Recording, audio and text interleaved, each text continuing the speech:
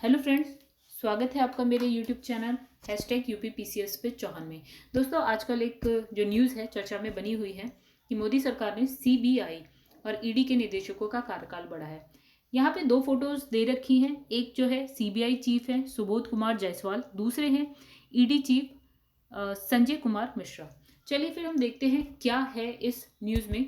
तो ये चर्चा में क्यों बनी हुई है? तो केंद्र सरकार ने देश की दो प्रमुख जांच एजेंसियां केंद्रीय जांच ब्यूरो यानी कि CBI और प्रवर्तन निदेशालय यानी कि ED के प्रमुखों का कार्यकाल 2 साल से बढ़ाकर अब 5 साल तक करने का फैसला किया है। सरकार ने दो अलग अलग अध्यादेशों के जरिए रविवार को CBI और ED के निदेशकों के कार्यकाल की अधिकतम सीमा 5 साल तय कर दी है। राष्ट्रपति रामनाथ कोविंद ने रविवार को कार्यकाल बढ़ाने को लेकर दो अध्यादेशों को मंजूरी दे दी है। अभी संसद का सत्र नहीं चल रहा है और अपरिहार्य परिस्थितियों का हवाला देते हुए अध्यादेश लाया गया है। दोनों अध्यादेश इस प्रकार हैं। पहला यह है कि केंद्रीय सतर्कता आयोग संशोधन अध्यादेश जो कि ED के निदेशक के लिए है। दूसरा है दिल्ली विशेष पुलिस स्थापना संशोधन अध्यादेश जो कि CBI निदेशक के लिए है।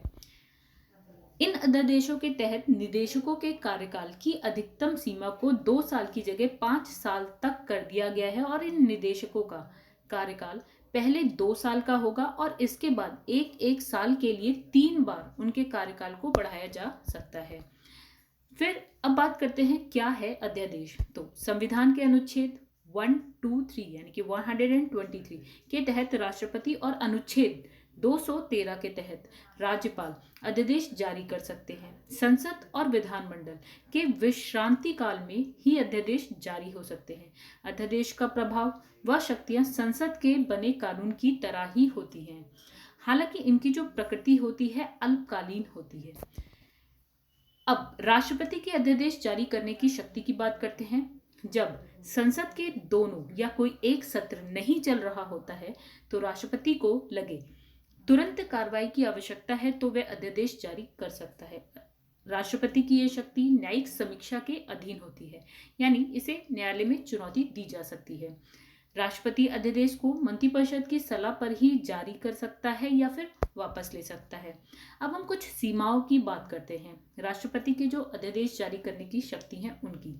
तो 17 की अवधि में जारी अध्यादेश संसद की पुनः बैठक होने पर दोनों सदनों के सामने रखा जाएगा। अगर संसद उस अध्यादेश को पारित कर देती है तो वह कानून बन जाएगा। यदि संसद कोई कार्यवाही नहीं करती है तो संसद की दोबारा बैठक के 6 हफ्ते बाद ये निरस्त हो जाएगा। यदि संसद इसे अनुमति नहीं देती है तो 6 हफ्ते से पहले समाप्ति संभव है। राष्ट्रपति किसी भी समय अध्यादेश को वापस ले सकते हैं। अध्यादेश पूर्ववत भी हो सकता है, यानी इसे पिछली तिथि से भी प्रभावी किया जा सकता है। राष्ट्रपति की तरह ही राज्यपाल की अध्यादेश जारी करने की शक्ति की बात करते हैं, यानी राज्यपाल की अध्यादेश जारी करने की शक्ति। राज्यपाल को भी राष्ट्रपति की तरह ही अध्यादेश जारी करने की शक्ति है। 3 मामलों में वह राष्ट्रपति के अनुदेशों के बिना अध्यादेश जारी नहीं कर सकता। पहला, वे विधेयक जिसे राज्य विधानमंडल में प्रस्तुत करने के लिए राष्ट्रपति की पूर्व मंजूरी जरूरी है। दूसरा, यदि वह समान उपबंधों वाले विधेयक को राष्ट्रपति के विचार हेतु रखना आवश्यक समझता हो। तीसरा, यदि कोई ऐसा अधिनियम हो जो राष्ट्रपति की स्वीकृति के बिना अवैध हो जाए। तो दोस्तों, अगर आपको वीडियो पसंद आई हो तो वीडियो को लाइक करिएगा, कमेंट करिएगा, शेयर करिएगा। चैनल को सब्सक्राइब नहीं किया है तो दोस्तों चैनल को सब्सक्राइब कर लीजिएगा। मेरा चैनल है #UPPCS with Chauhan and for all government exams। धन्यवाद दोस्तों।